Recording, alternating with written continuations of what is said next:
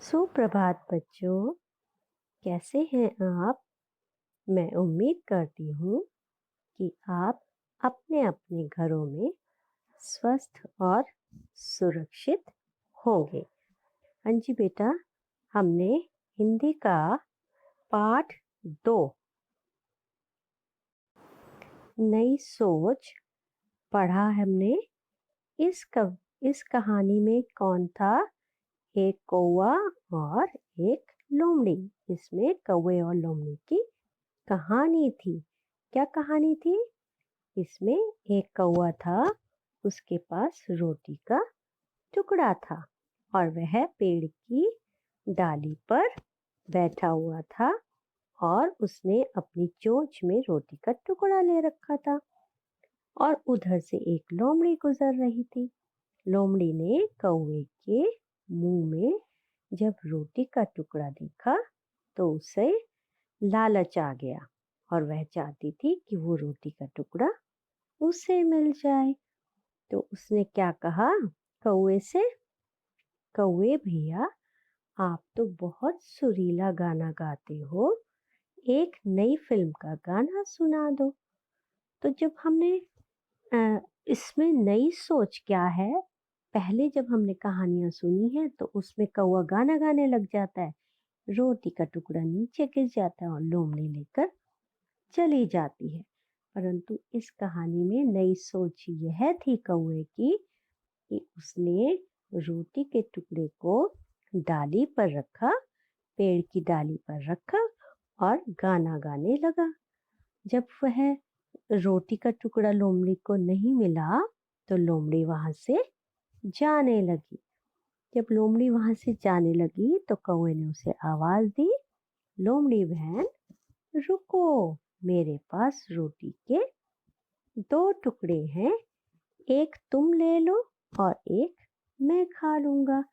और उसने एक रोटी का टुकड़ा लोमड़ी को दे दिया। लोमड़ी ने क्या किया? उसको रोटी के टुकड़े के लिए धन्यवाद किया और कौवे ने बोला, तुम कल फिर आना। तो लोमड़ी क्या बोलती है? जरूर आऊंगी और तुम्हारे लिए खाने के लिए भी कुछ लाऊंगी।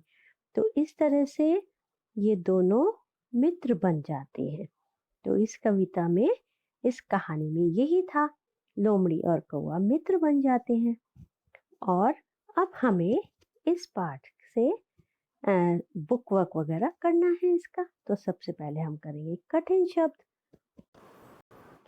इसमें कठिन शब्द हैं चोंच, टुकड़ा, धन्यवाद, झेपते, सुरीला, पछताता, टुकड़ा और बिल्कुल। ये हमारे थे कठिन शब्द।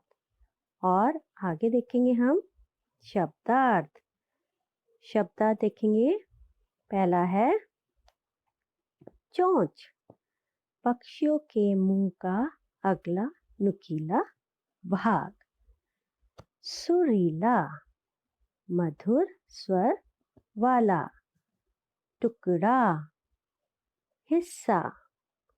चिकनी चुपड़ी, चापलूसी से भरी। झेपते हुए, लज्जा के साथ या शर्माते हुए, शर्मिंदा होना। पछताना, गलती महसूस करना। धन्यवाद, आभार, रोज, प्रतिदिन। ये हमारे थे शब्दार्थ। और अब हम कर रहे हैं वाक्य बनाओ। चोंच, कोए की चोंच में रोटी का टुकड़ा था। आप कुछ और भी लिख सकते हो। कोए की चोंच नुकीली थी, है ना। आप कुछ पक्षियों की चोंच होती है, बस आपका वो शब्द आना चाहिए। सुरीला, कोयल सुरीला गाती है। को टुकड़ा, कोए ने लोमड़ी को रोटी का टुकड़ा दिया। धन्यवाद। लोमड़ी ने कौवे को रोटी के टुकड़े के लिए धन्यवाद दिया। ये हमारे क्या थे? वाक्य बनाओ, शब्दार्थ और कठिन शब्द। अब हम आते हैं प्रश्न उत्तर पर। पहला प्रश्न है, भूखी व चालाक लोमड़ी ने डाली पर किसे बैठे हुए देखा? उत्तर है, भूखी और चालाक लोमड़ी ने डाली पर कौवे को बैठे देखा। कौवा लोमड़ी की चिकनी चुपड़ी बातों में आ जाता तो क्या होता? कौवा लोमड़ी की चिकनी चुपड़ी बातों में आ जाता तो उसकी रोटी का टुकड़ा नीचे गिर जाता। अगला है, कौवे ने रोटी का एक टुकड़ा किसे दे दिया? कौवे ने रोटी का एक टुकड़ा लोमड़ी को दे दिया।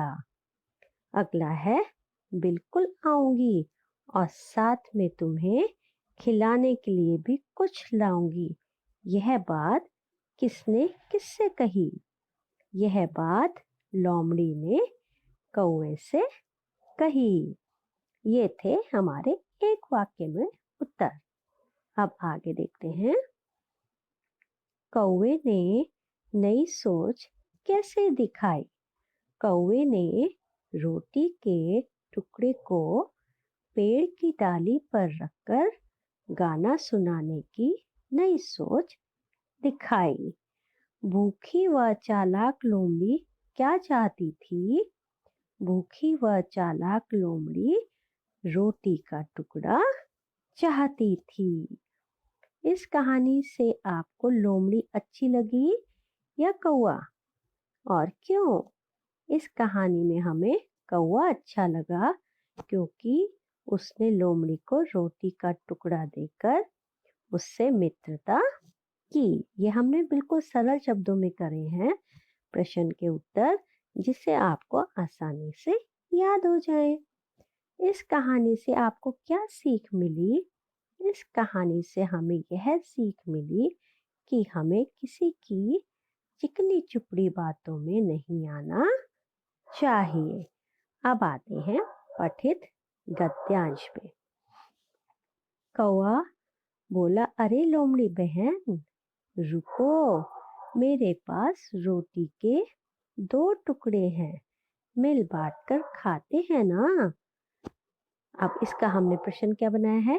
रोटी के 2 टुकड़े किसके पास थे? रोटी के 2 टुकड़े कौवे के पास थे। अगला प्रश्न हमने बनाया है, कौवे ने लोमड़ी से क्या कहा? कौवे ने लोमड़ी से कहा, हम रोटी मिल बांट कर खाते हैं। इसी से इसके अलावा पाठ में से कहीं से भी गद्यांश आ सकता है और आपको उसके उत्तर छांटने आना चाहिए आपको वहां से उत्तर देखना। तो आपने इनको खाली पढ़ना है, लिखने के लिए हम आपको भेजेंगे, है ना। तो आपने इस लेसन को रीडिंग करनी है, क्वेश्चन आंसर्स, कठिन शब्दों को इनको लिखकर देखना है, प्रैक्टिस करनी है, और आपको कॉपी में लिखने के लिए हम जब तक काम भेजेंगे। अच्छे से पढ़ें और घर में रहें। Till then, bye.